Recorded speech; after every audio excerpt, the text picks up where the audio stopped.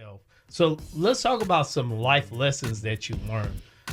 You grew up in Virginia. You said that you came from a mixed family that was of Haitian and Creole, which kind of, I guess, along the lines are pretty much the same thing culturally when you kind of look at it. But then you talked about being married young and some mistakes along the way.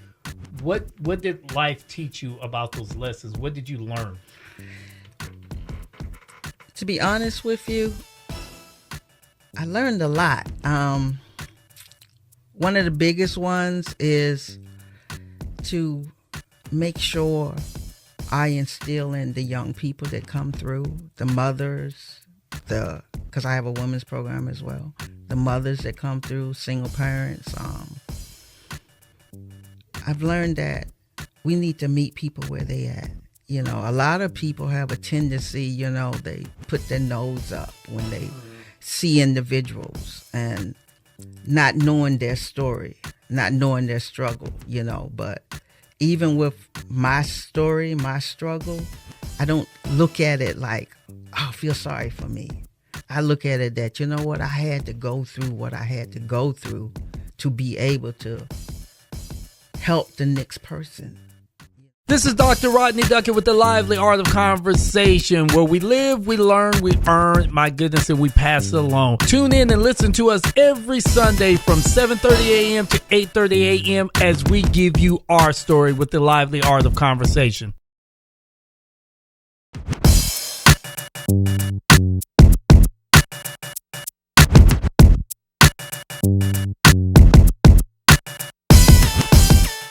Hey, it is your boy, the community facilitator, culture enthusiast. That's what I'm trying to say. Dr. Rodney Duckett here with the Lively Art of Conversation, where we live, we learn, we earn. My goodness, we pass it along. And this is a phenomenal show here for me today, because one thing I like about this show, I get to highlight people that I truly admire and respect in our community. And this young lady, and I say young lady, even though she is my elder, but this young lady that I have with me here today is one of the reasons why I do the things that I do.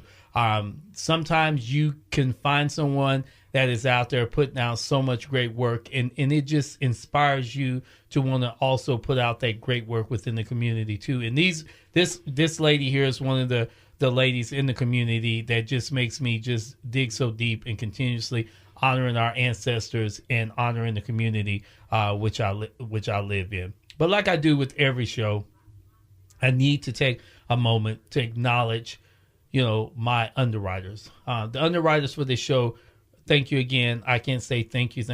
You guys have kept the show up and running and continuously do that for me, because without you, there will not be a show. So I appreciate everything that you guys have done for me. And at this time, I like to take a moment to acknowledge my underwriters. This is Lavina Sabri with So Natural Catering and Bomb A Lemonade, and you're listening to the Lively Art of Conversation. Hello. This is Rodney Duckett with the Lively Art of Conversation. As we live, we learn, we earn, and we pass that wisdom along. Join us every Sunday from 7:30 a.m. to 8:30 a.m. as we bring to you our story. You bring your story, we give you our story, and our story is how we engage in our community. Everybody has a story, and we're waiting to hear your story. So if you're interested, reach out to us at livelyartofconversation@gmail.com. Looking to elevate your brand or capture unforgettable moments? New Image Media offers top-tier videography, photography, personal branding, and more. They combine creativity and quality with fair pricing and friendly service, so you get the results you want. Whether it's a business promo or special occasion, they bring your vision to life with quality you can trust. Choose New Image Media, where your image is everything. For more info, email media@newimagemiallc.com. Words have power. They connect, heal, and inspire. That's the mission at Better Watch Your Tone, LLC, founded by Toni B. Shelton. She's empowering through powerful poetry and prose, with hundreds impacted through speaking events, workshops, and 8 self-published books. Ready to honor the story within?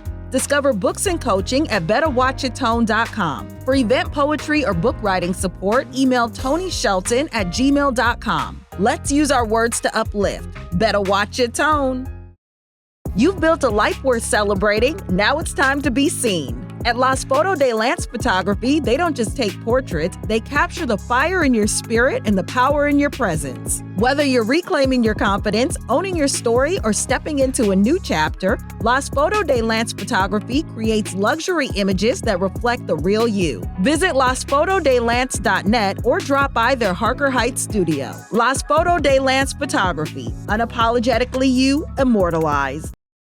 Hello, this is Dr. Rodney Duckett with the Heritage Legacy Curators. You're looking for something for your kids to do this summer? Well, reach out to me at Impact Outreach, IMPAC Outreach at gmail.com, because Heritage Legacy Curators is all about collecting oral history. So if you have stories that you would love to pass down to your kids, or if you have a project that maybe your kids need to do as it relates to oral history, bring those family albums out and we'll sit there and we'll sort through those family albums. So that way we can collect those stories and keep those stories within the family. So that way they can be the next speakers to curate your family reunion.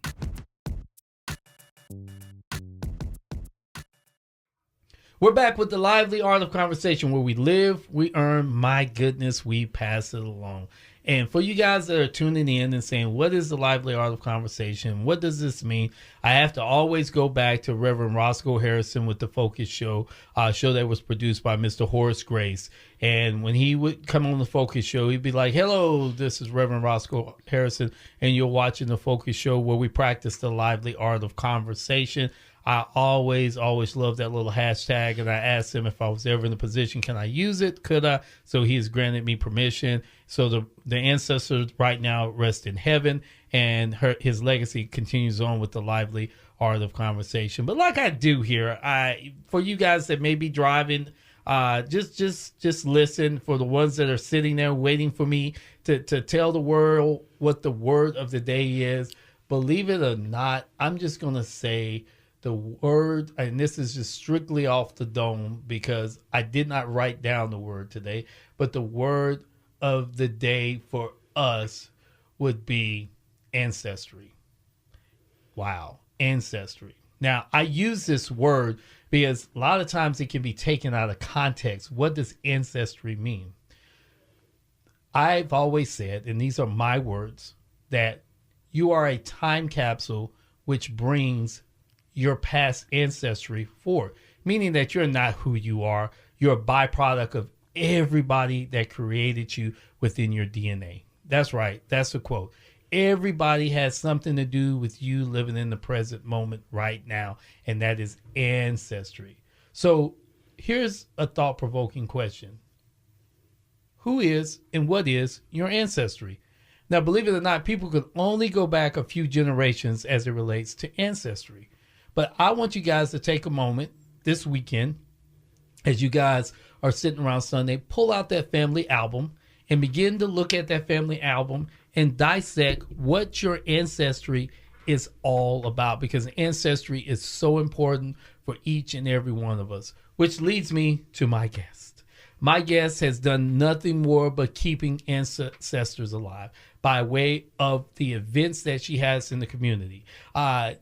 When I first met her, I think it was, oh my goodness, I'm going to go all the way back to Under One Roof, maybe 20 plus years ago, when I wasn't in the community scene like that. But then I started coming out to a lot of her events. And then when the torch was passed down to her for the actual Kwanzaa, I started coming to the Kwanzaas and begin to help out with the Kwanzaa. And it's always a privilege to be in the same place as her and work for her at her events. You know who I'm talking about. I'm talking about that Caribbean Afro-Fest woman that we know. We hear the name Empress. I have with me today Miss Darlene Golden. Miss Golden, thank you for being a part of this show today. Thank you for having me. Now, it's an honor and a privilege just to have you here on this show. And you're like a mother to me. You're like a mentor to me. You're all those things to me because I really respect and admire what you do. Because there's one thing that is for sure. You put everything into everything to keep us as a people educated about who we are, how do we get here, and where do we come from. That's true. Yeah, so tell me a little bit about Miss Darlene Golden. We know you in the community as Empress. We know you as Queen Mother. We know you as the woman that puts on the events, and we know you as the great educator in our community. But tell us a little bit about little Miss Darlene Golden. Where are you from? I was born in Newport News, Virginia. Okay. My mother, she's considered Creole. My father, he's considered Haitian. My grandparents, they were slaves. My great-grandparents were slaves. I grew up during the time that I had an opportunity to spend time with my great-grandmother, my grandmother, my mother, as well as my father, my aunts and uncles. During that era that I can say I came up in, it was like the Jim Crow era, but I was also able to witness the effects of slavery as well as the effects of Reconstruction through my parents, my uncles and aunts. And it was an experience, when I sit back now at my age and reflect, it inspires me to teach. I'm not a teacher. I'm not considered educated, but I base it off of life experiences and the experiences that I went through. I actually can talk about myself. I came up, like I said, during Jim Crow, during the time that they considered it the era of resistance, the era of reaffirmation, reclaiming yourself. There was actually a struggle. I remember sitting on the back of the bus. I remember sitting with my mother, and because of her complexion, a white lady came on the bus and said, "Get that nigger child up." I don't know if I can say this, but get her up, and so I can sit down. And my mother had to tell her that I was her daughter, and that was a shock, But that was the first time I can actually say I experienced what prejudice was, And I was about 5 or 6 years old, but I can remember that. I can remember when they had us in separate schools. I went to all black schools. And during that time, our textbooks and our heroes and sheroes was us. We did learn about the presidents and, the history, that they wanted us to learn, but our educators taught us more about self, about us being proud of who we were, So. And I will say this, in order to have an institute called education, you have to have the whole organization. So you may not see yourself as a teacher. I see yourself as a superintendent of a actual school district known as what we call Black History. Because you, Babatunde, Horace Grace, you are some of the, if we were doing Morehouse, Spelman, and Howard, you guys will fall right there at the university level. And for you guys that know who is here today, you 100% agree with me, because every year these universities come together and we pay homage to our ancestors. So Newport News, man, that's in the Hampton Roads area. That is Nat Turner town. Yes. So yes. So any stories of Nat Turner growing up? Yeah, we had stories of him. We had stories of, believe it or not, Pocahontas. Wow. Not the stories that you will hear like Pocahontas stories. You will hear that she was actually black. She wasn't considered like what they call like us as Indians or whatever, but it was indigenous. She was more indigenous, So she wasn't portrayed the way you see it in the history books. Wow. So Pocahontas, that is another thing. Again, we get into whitewashing sometimes of what the stories may be. Disney can sometimes falsify a lot of things, as we know, to paint this narrative to be something else. But she's an indigenous woman that was that of African-based origins. And her father, Powhatan, Powhatan, yes. So, we got that history. Yes. But when I see it in the history books and I read it, it's kind of like, oh, wow. That's what made me kind of like create an organization, and creating an organization, I wanted the foundation. I wanted the roots, so I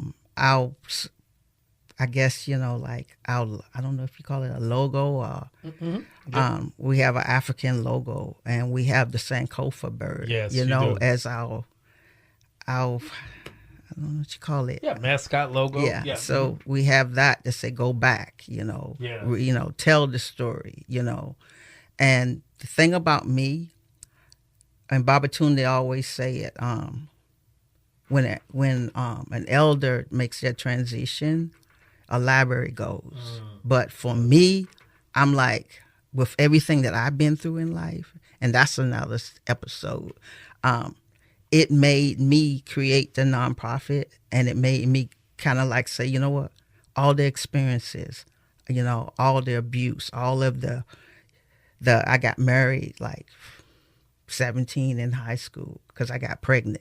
Okay. During that time, your parents don't want a bad image, on their family. And during that time, children were seen and not heard. So a lot of the lessons that these children are getting now, like sex education and everything, we didn't get, as soon as a boy start talking to you, you get flattered and everything, So from that, and I guess I can tell you from that, the experiences that I went through with my children, my ex, everything, I grew up with my kids. So a lesson that I learned from that was I need to make sure that this new generation and the generation after me, they need to know who the family that they're going into. They need to realize that my husband came from a family, or my ex came from a family that was abusive, and I didn't know that side of him. I just knew that he was cute, light skinned, had fair hair, and everybody wanted him, so I guess I want him too. So, so I kind of like now with the nonprofit, I did the Rites of Passage program. Yes. And with the Rites of Passage program, I incorporated African drumming, African dance, steel pans, because that was a drum. All of it had to do with our culture and our history, because the drum was taken away from us. Yes, it was. The dance, was taken away. The steel pans was a drum, but in Trinidad and, the different islands, they didn't have the drum, so they had to utilize the steel pan. So to me, it was all part of teaching the kids. And when they go through the programs, any of them programs, they're going to go through the Rites of Passage. They're going to learn, about themselves, their history. They learn about a deacon symbols. They learn about who they are. Mm-hmm. They also, I try to place emphasis on in the process of growing and the stages that they at, which was for me, I guess, a no-brainer. Make sure they know. I don't care if it's not going to be your husband, but the guy or the girl that you're going to be with, know about their family, know their story, know if they got an uncle that is a sex offender, I know if this, because we lost that. Yeah. We lost that, and that was part of, I guess, when they go through the Reconstruction, everybody looking for the families and everything. And like I said, I grew up in that time period, and I can sit back and reflect now and say, wow, they didn't teach us this. Would you say the young woman, Ms. Darlene Golden, in the trials and tribulations that you went through, was the actual spark that created what we know now in your organization? Yes. Okay. So, and because one thing that I know firsthand is wherever I've invited you or wherever you've been invited, when those kids are on those drums, no matter where you're from, anywhere on this planet, you're a part of those drums. Yes. I mean, that is like one of the most revered things in our community. That is guaranteed and it's just so powerful because it's not the fact of the drums, but it's the fact of the ancestry through these young kids go through those drums, and it taps into your ancestry. So. Yes, I tell the kids when they drumming, feel it. Yes. You know, they learn certain techniques. You know, they learn the styles. You know, like it's only 3 different hand positions. You know, the slap. You know, you have the bass. You know, and you have the oh gosh, I can't think of the third one, but tone. You know, so you have them, but when they start, I tell them you can make that combination, start feeling it, and then through that, they'll bring out their own set of who they are. You know, some of them, like my granddaughter, she'll close her eyes, and sometimes she gets so in tune to it that I'm like, wow, she's playing over top of them to the point that I think she's playing out of rhythm, but she's playing in rhythm. You know. And this is the amazing thing about it that I think, and I don't mean this in a disrespectful tone, but you know, you kind of like got the Jacksons here, and you like Joe Jackson right now. Like it's a family affair. Yes. You know, like so this would be like very similar to the Jacksons growing up in Gary, Indiana, and all your grandchildren and great grandchildren and their grandchildren are part of this group. So this is by far it's like a trade that's handed down to family in a sense. Yes. Yeah. But we also had different families come into it. Yes. I feel like everybody has a tribe. Yes, they do. So when you know, I've learned a long time ago, my children say, Mama, you need to solicit for kids, and I tried that, but it didn't work. So like you say, I just get within and I'll meditate and I'll pray and I'll say, hey, those that is supposed to gravitate to it, they're going to come. And different children did come through the program. Most of them were from the islands, you know, their families brought them in. Some of them were American-based children, but I feel like they were all our tribe. So the kids, when they do come through the program, they stick with the program. You know, I had like Judah and Ariana, Jock Kilo's kids, and then his grandchildren. You know, they stayed into the program all the way till they graduated in college, and they always come back when they have an opportunity. They say, I want to drum. I want to play the steel fans, you know, and they'll do that. Yeah. You know, so I like that. And it's amazing because I believe the trade that you're teaching them, because I call it a trade because, like, really it's something that's carried down. They will actually teach that to their children as well. So, yes. Yeah, I can definitely see that. I created another program. It's still drums, but I started acquiring drums like for a drum line. Ah, yes. So, I would like, right? Yes. Yeah. He started off, you know, early, young, you know, all the way through college drumming. That's how he got, you know, his scholarships, you know, to go to school. And he went to all black school too, you know, all black college, you know. Yeah. So we kind of like it's in us, you know. Yeah, definitely. So this is Rodney Duggan with the Lively Art of Conversation, where we live, we learn, we earn. My goodness, we pass along. We'll be right back after these commercials.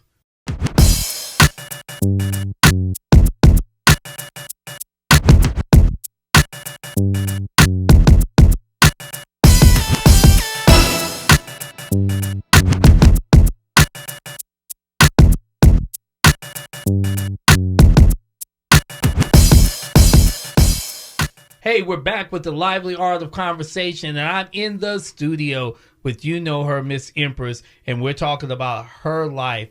And she comes from that famous Hampton Roads area, that Newport News, by way of Nat Turner in that area.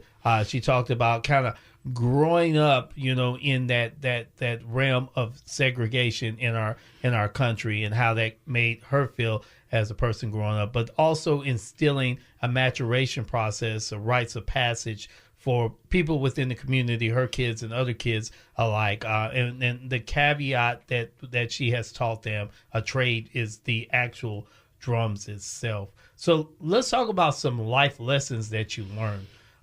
You grew up in Virginia. You said that you came from a mixed family that was of Haitian and Creole, which kind of, I guess, along the lines are pretty much the same thing culturally when you kind of look at it. But then you talked about being married young and some mistakes along the way. What did life teach you about those lessons? What did you learn? To be honest with you, I learned a lot.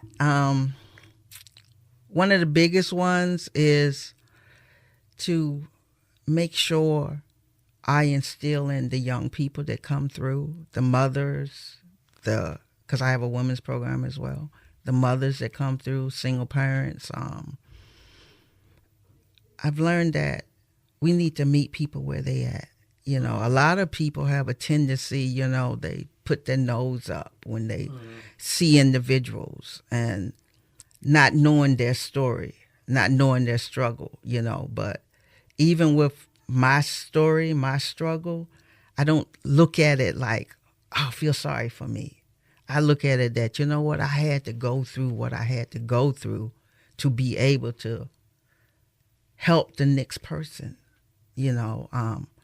So one of the biggest lessons that I learned is to be a helper, have a safe place for the children, have a safe place for anyone that comes to me, and just have that listening ear. I don't turn around and kind of like this, oh, I feel what you feel because I've been there. No, I won't do that, because you could be empathetic and you could be sympathetic and you can actually went through what an individual went through, but that doesn't necessarily mean you're going to feel the same way that they feel. It may not resonate the same, so I just try to be there just for my people. I try to have events that we can all come together, and provide that unity, provide that cohesion, provide that, self-respect, provide a place that we can, bruh, I ain't seen you in 3 or 4 years, or, hey, sis, I just want to see us come together, because one of the lessons that I learned is when I was coming up, there was no such thing as divorce. They didn't divorce like they do nowadays. As a kid, we stayed up 2 or 3 o'clock in the morning because Mr. and Mrs. Jackson, Mr. Jackson went out there with his little woman, and Miss Jackson found out, and they had this big argument, and fighting and carrying on. Yeah. But then the neighborhood came together, and they said, no, man, we got to get Harry and Teapot back together. And when they came back together, it was a party. Yeah. So it was more of like providing that safe space for the kids, for the family, for the community. Yeah. So would you say there was like more forgiveness back in the day? Because I know everybody has their absolutes, like every talk show, you can go on social media and you can hear a dozen different things people won't tolerate, a broke man, a man with no ambition, a cheater, a liar, someone was on drugs, whatever the case may be. It's like nowadays in most relationships, people feel that you have to be perfect. And we know that doesn't fan out well for anybody. So, well, I learned that I heard an elder told me when I was going through what I was going through, a wooden nickel is better than not having no nickel.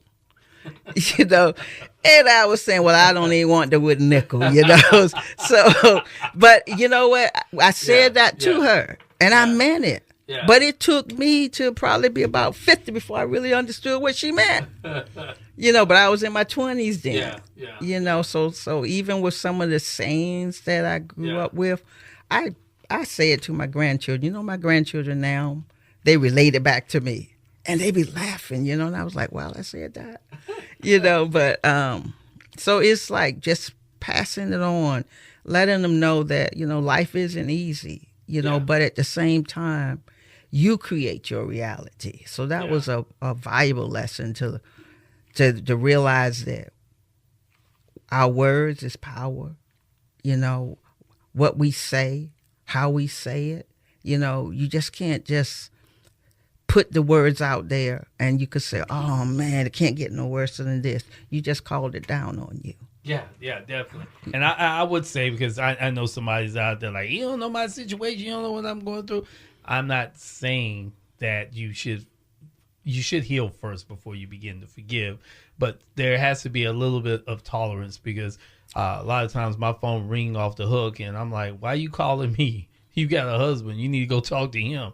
I'm not going to take that man's role. So sometimes it's better to figure out a way to speak to people. So let me put that out there, because somebody's going to be like dropping in my DMs telling me I don't know what I'm talking about. You need to just like, this is what happened to me. And I'm not saying that you should not feel a certain way. I'm just saying we have to have open dialogue and communication. So let's talk about some value that's going on with you.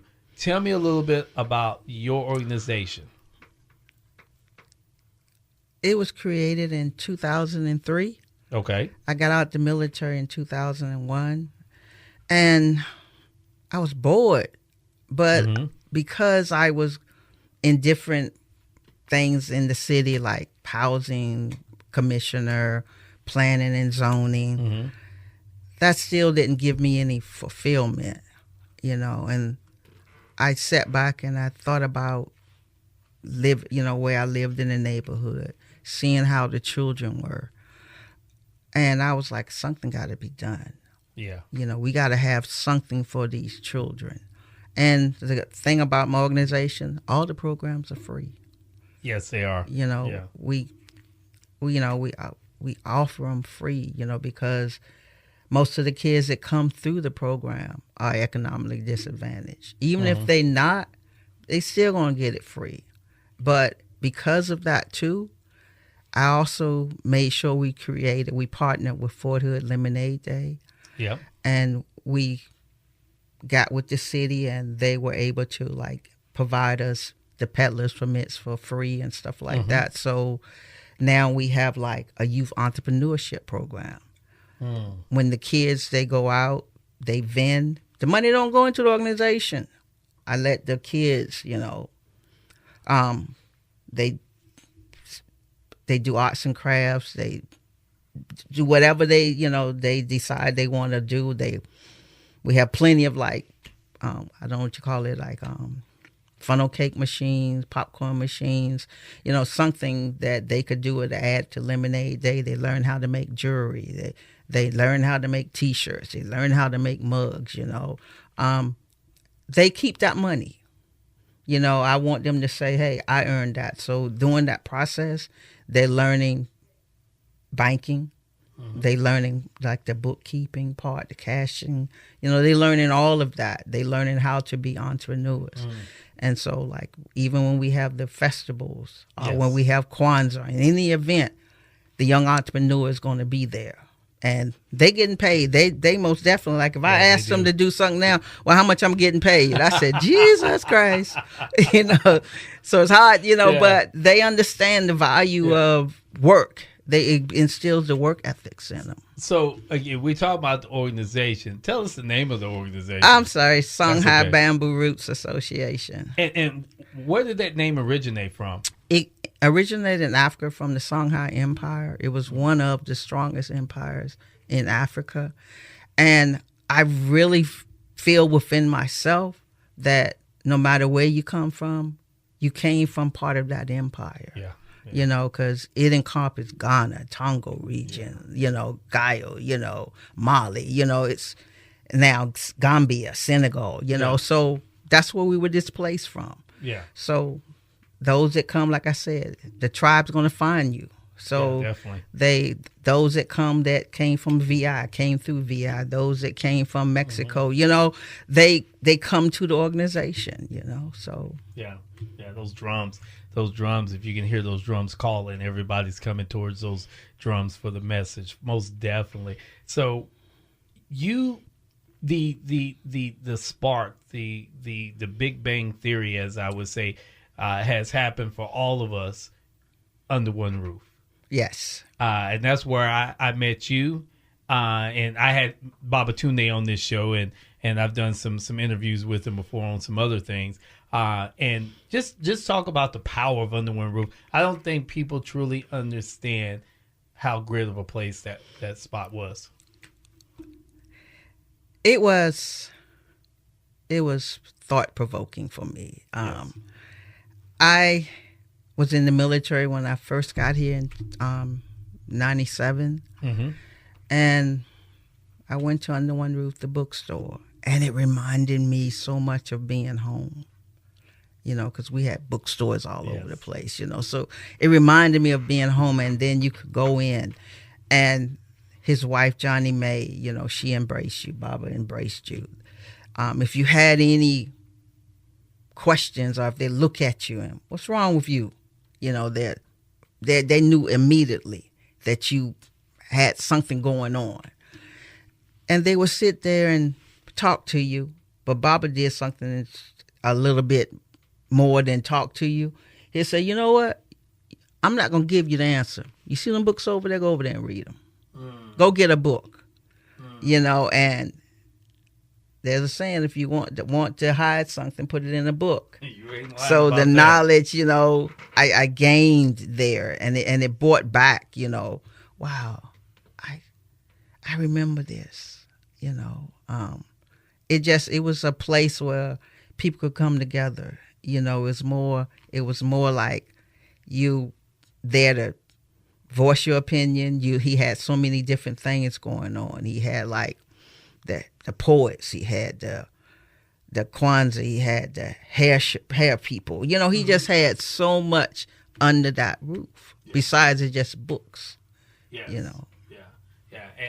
And again, I say everybody that's somebody that does something, if it's myself, you, Lavina, whoever, we've all kind of frequent that bookstore. And there's a fingerprint, there's a footprint, and it sometimes leads all the way back to him, which is amazing. But one thing I like about Babatunde, he's always said that he owns none of this stuff. And he's gifted you when he left Kwanzaa. And you've been running Kwanzaa for what, 12 years? Yes, 12, 13 years. Yeah. now. Yeah. So, I mean, tell me how that makes you feel to be gifted Kwanzaa from Oh, Babatunde. gosh. Actually, I was like, when Baba, he just came to the house one day, and he said, I got something for you. And he just, here. And I said, Baba, what is this? He said, Kwanzaa, you taking it over. That's Babatunde. And I was like, what? Yeah, you're the one that's going to take it over. And he did that to different people. You're going to take this over, and you're going to take that over. And I was like, oh, gosh, I got a lot to live up to. Yeah. So I kind of like, when I first started, and I still do it today, when I first started, I would call him up on the phone, and he moved to Houston, and I was like, Baba, I'm getting ready to do it, but I don't know which way to go. Mm-hmm. And he said, you know what? You got this. He was always inspiring me, encouraging me, and telling me I got it. So then I started, like I said, I always got to get into self, and I'll meditate, and I'm like, what is it going to be this year? What's the message? And it just kind of like, it's amazing, because once I get ready to put the message out of what Kwanzaa is going to be, I'll go to the founder's website, and that's the message for the year. Yeah, that is crazy, isn't it? And I was like, wow. I said, ancestors, I'm telling you, y'all call in there. Speaking. Yeah. Yeah, definitely. This is Dr. Rodney Duggan. You're listening to the Lively Art of Conversation, where we live, we learn, we earn, we pass along. We'll be right back after these commercials.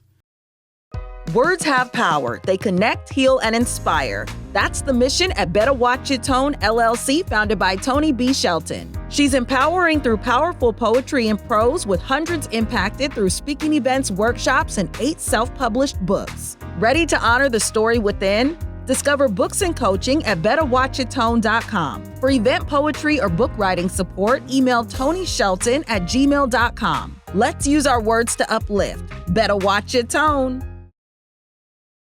You've built a life worth celebrating. Now it's time to be seen. At Las Foto de Lance Photography, they don't just take portraits, they capture the fire in your spirit and the power in your presence. Whether you're reclaiming your confidence, owning your story, or stepping into a new chapter, Las Foto de Lance Photography creates luxury images that reflect the real you. Visit lasfotodelance.net or drop by their Harker Heights studio. Las Foto de Lance Photography, unapologetically you, immortalized. Looking to elevate your brand or capture unforgettable moments? New Image Media offers top-tier videography, photography, personal branding, and more. They combine creativity and quality with fair pricing and friendly service so you get the results you want. Whether it's a business promo or special occasion, they bring your vision to life with quality you can trust. Choose New Image Media, where your image is everything. For more info, email media@newimagemiallc.com. This is Dr. Rodney Duckett with the Heritage Legacy Curators. You're looking for something for your kids to do this summer? Well, reach out to me at Impact Outreach, IMPAC outreach @gmail.com, because Heritage Legacy Curators is all about collecting oral history. So if you have stories that you would love to pass down to your kids, or if you have a project that maybe your kids need to do as it relates to oral history, bring those family albums out and we'll sit there and we'll sort through those family albums, so that way we can collect those stories and keep those stories within the family, so that way they can be the next speakers to curate your family reunion. We're back with the Lively Art of Conversation. We're right here. This is the Big Bang Theory right here. Everything started under one roof, okay? We talked about Kwanzaa. Miss Darlene, Miss Empress, has been doing Kwanzaa in this area for about 13 years, handed down to her by Babatunde. And for people that don't know anything about Kwanzaa, Kwanzaa's been around for almost 50 years practically, and people still have no idea what Kwanzaa is. What is Kwanzaa? It's the principles of the Nagu Saba, unity. I'm just going to use the names because it'd be easier instead of the Kiswahili word. You got unity, you got self-determination, you got works and responsibility, collective works and responsibility. You have finance, cooperative economics. You have purpose, and then you have near faith and creativity. Yep, definitely. And a lot of times people think that this has something to do with Christmas. No. Yeah. So why is it so confused with Christmas? Is it just because it comes after Christmas, or? It comes during the same period of like December, but it is coming after Christmas. And the big difference between that is not just knowing the principles, because you're supposed to practice them 365 instead of just doing that time period. But I think where the confusion may come in at is you can give gifts. Yes. But the gifts that you're supposed to be given could be homemade, or books, so, but because that you, maybe the purchasing, makes people think that it's kind of like Christmas. Yeah. And Kwanzaa's been celebrated here since the 90s with Babatunde. So this has been a traditional based project that's been handed down. And if you ever come to a Kwanzaa event, it's preset to set you up for the new year that's there, because they have a principle in place.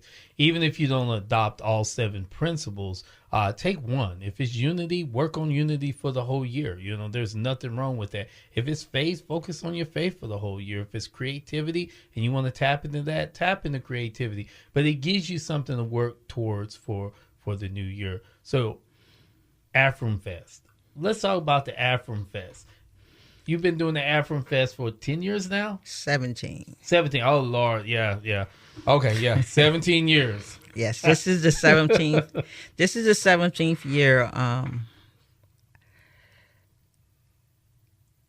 It's a lot of work to put into it, a lot of energy. I enjoy it because it brings the community together. I love to see, like, how they say, I love to see my people, I love to see them enjoying themselves.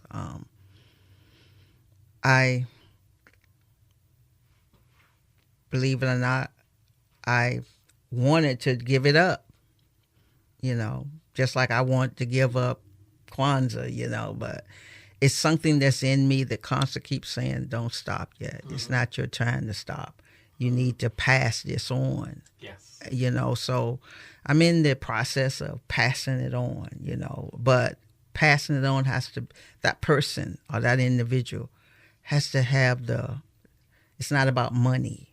No. They got to have the desire and the willpower, the want to just do something out of the love of their heart for the people. Yes.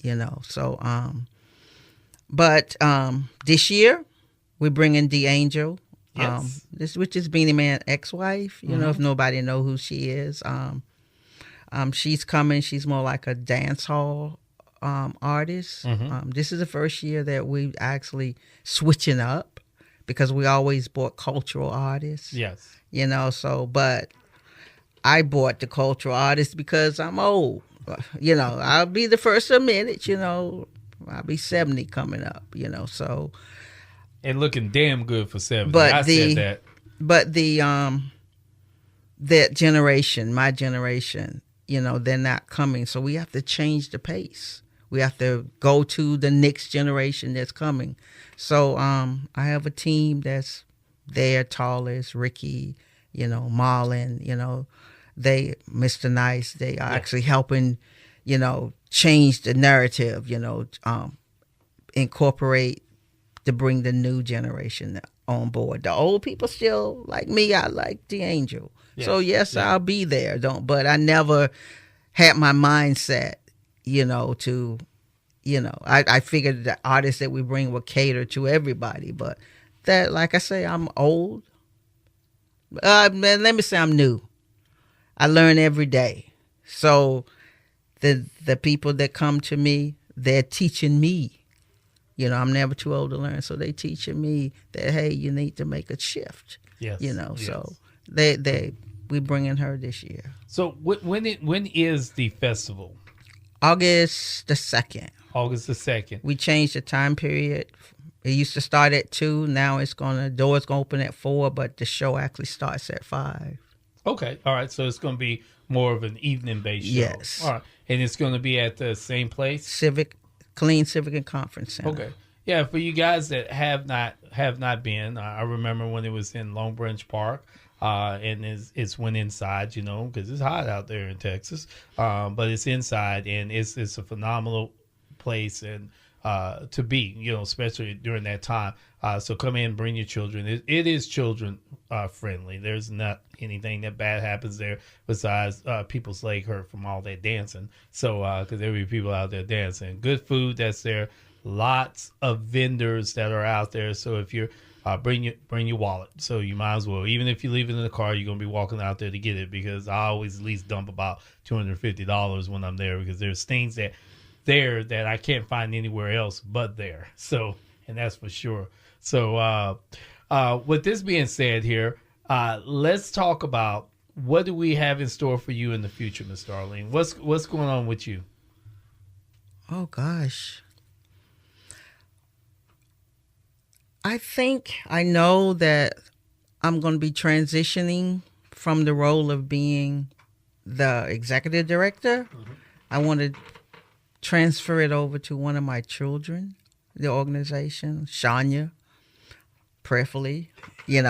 She's there, I make sure she be at the different meetings, that so she can get the gist of how everything's going, and just kind of like put myself in the back seat mm-hmm. and put the younger folks up front to do things. Janae, I told her already, because she wanted to do World Book Day. Yes. That's the only reason why we had the World Book Day. Yes. So I told her, hey, next year, that's your baby. Mm-hmm. You ready for it. Mm-hmm. So it's, to me, I'm transitioning out and bringing the new in. Yes. Yeah, and I forgot about World Book Day. This is, Miss, if you have not met Miss Janae Radcliffe, you are in store. Number one, she can out-talk you and out-think you. That's number one. Number two thing. But then she's just as sweet as humble pie she is.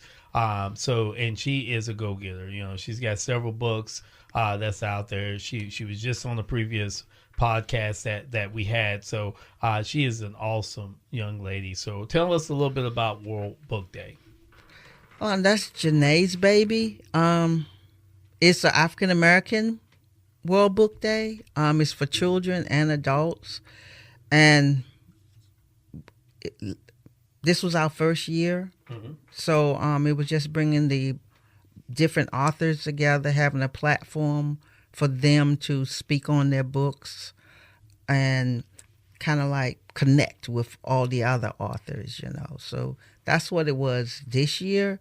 Next year, her vision, not mine's, her vision is to bring book illustrators, have like workshops, as well as the book authors. And it was something else. She probably got to tell you, but it's something else besides it's the illustrators. Okay. Like I said, I'm getting old. Well, anything Miss Janae puts her hands on, it is definitely golden. That's for sure. She's a very beautiful, beautiful lady. You've went through so much in your life, and you've taken your tragedies and you made them into triumphs. So what words of wisdom do you have for someone right now driving down the road? It's about, I don't know, about 8:20 in the morning. They're getting ready for church or they're at work listening. What words of wisdom do you have for them? I would say we all will go through something, but even though we go through it, don't take it as being negative. Regardless if it's negative, turn that negative into something positive. You know, at least that's what I do. I don't want no one to feel sorry. Oh, like, you know, oh, I can't believe, you know, she's been abused. No. I had to be who I become, you know, so I don't wish it on nobody. Don't get me wrong. I don't wish it on no one. But at the same time, don't let that be your downfall to stay stagnant. Stay there. You know, I don't want you to be stuck in tar. I want you to be able to say, you know what, this is elevating me. This is making me strong. You know, so I want people to, you know, take whatever triumph that they go through and turn it into something positive, because out of a struggle, you're going to be strong. Yeah, definitely. I do appreciate that. And then for you, and a lot of people sometimes don't do this, your flowers are definitely extended to you here on earth. I want you to know that there's a lot of people that truly respect the work that you've put into the community. A lot of times people forget, you know, day-to-day life goes on. But if you see Miss Empress out there, you know, man, give her a pat on the back, give her a hug, give her flowers now, because this community, this is the one thing I can guarantee you in this community. Ladies like herself and Miss Lavina and Babatunde, really all they were trying to do is make our community better and then enrich our culture. And it doesn't matter who you are. You could be that thug off the street, or you could be that non-black militant person, and you can come to them and they can teach you and they love you and they accept you for who you are. So all they've tried to do is just make us better as human beings. And that, ma'am, I totally respect you for. So I'm giving you your flowers today because they are well deserved. Well, thank you. You're welcome. I'm humble, you know. You know me. I don't like to do this. Well, she keeps telling me she's shy. I've never seen her shy before. She has me hosted at her events. Like, you gonna do all the talking, and then when she gets tired of me talking, she just take the microphone and start talking to herself. So I think it's kind of a mixed thing. No, it's just that I don't like to. You know, a lot of people like to be in the front. Yeah. I'd rather just be in the back and just see the stuff. See what manifests. Yes, ma'am. And, you know, and I'm happy with that. You know, I don't like being like center stage. Well, you are on my Mount Rushmore of Central Texas when it comes to culture. You and Babatunde are right there. You know, I could throw Lavina there. There's probably a couple more of the people I could throw there. Roscoe Harrison. I see all those faces on that. See, but for me, I just like to just throw you there. Oh no! You know, I'm I an like to average just, brother with above I just average like to potential. say, hey, this knowledge, like I say, pass it on. Yes, you have. You know, you already know Kwanzaa getting ready to come to you. I'm gonna be working for Kwanzaa. See, what she's doing is paying this forward because you're gonna be like, I need you for Kwanzaa.